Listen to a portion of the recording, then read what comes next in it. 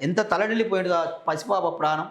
నీళ్ళలో ముంచి ఊపిరి ఆడక కాపాడే వాళ్ళు ఎవరైనా ఉన్నారా అని పైకి చూసుకుంటా బయటికి ఎట్లా రావాలో తెలవక వాటర్లో ఊపిరి ఆడక చనిపోయిందంటే మనకు ఇంత దారుణం. అది తల్లి మనసేనా? తల్లేనా?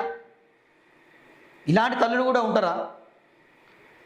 నువ్వు అక్రమ సంబంధానికి అడ్డొస్తుందని చెప్పి ఇలాంటి నిర్ణయాలు తీసుకునేది. ఇలాంటి వాళ్ళని ఏం చేయాలి? వాస్తవానికి ఇలాంటి వాళ్ళని ఏం చేయాలి? ప్రజలారా మీరు కామెంట్ రూపంలో చెప్పాల్సిన అవసరం అయితే ఉంది. సో వాస్తవానికి ఆ పసిపాప ఏం పాపం చేసింది? నీ కడుపులో పుట్టడమేనా?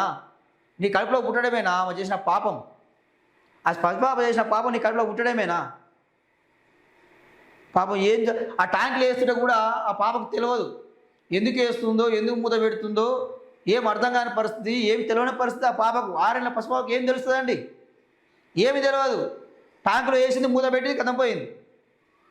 కిలకిల కొట్టుకుంటూ సరిపోయిందంటే అది మామూలు పాపమా? ఎంత పెద్ద పాపం అది. తలుచుకుంటేనే గుండె తరుక్కపోతూ ఉంది, ఏడుపు వస్తూ ఉంది. దారుణమైన విషయం ఇది. సో ఇలాంటి వాళ్ళు నిజంగా చెప్తున్నా, ఇలాంటి మహిళల్ని బతకడానికి అర్హులే కాదు వీళ్ళు.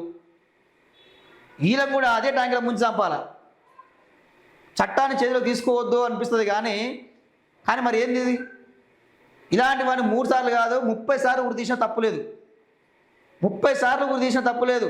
ఇలాంటి వాళ్ళకి విచారణ చేపట్టకుండా డైరెక్ట్గా ఇలాంటి వాళ్ళకు ఉరిశిక్ష చేయాలి. వీళ్ళు బతకడానికి అనర్హులు వీళ్ళు ఈ భూమి మీద.